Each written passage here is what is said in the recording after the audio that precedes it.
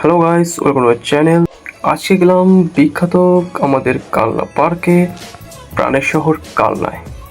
Bagnapara station থেকে কালনা স্টেশনে নেমে প্রিয় মানুষটির হাত ধরে হাঁটা দিলাম আমাদের গন্তব্যস্থলের দিকে।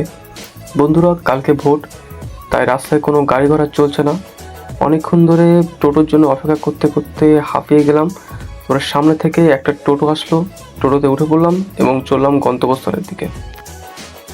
টোটোয় চেপে মজা করতে করতে চললাম প্রাণের শহর কালনাতে। এখন বাজে সন্ধ্যে 6টা এবং আমাদের অনেক দেরি হয়ে গেছিলো।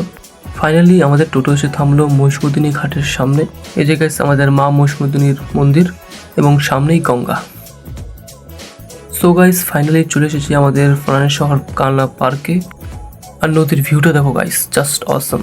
প্রতিদিনের তুলনায় আজকে লোক খুবই কম। রাত হলো এবং আমরা রওনা দিলাম বাড়ির দিকে।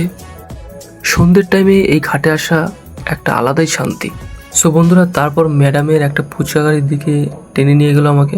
ফুচকা ঝাল এতই কম ছিল যে খেয়ে আমার জিভে পুরো আগুন ধরে গেছিলো। তাই পাগলের মতো ছুটে গেলাম স্টেশনের দিকে জল খাওয়ার জন্য, কিন্তু স্টেশনে গিয়ে দেখি জল নেই। সো বন্ধুরা, আজকের জন্য এটুকুই। পরের ভিডিও নিয়ে আবার আসছি। ততক্ষণ subscribe to my channel life with CS.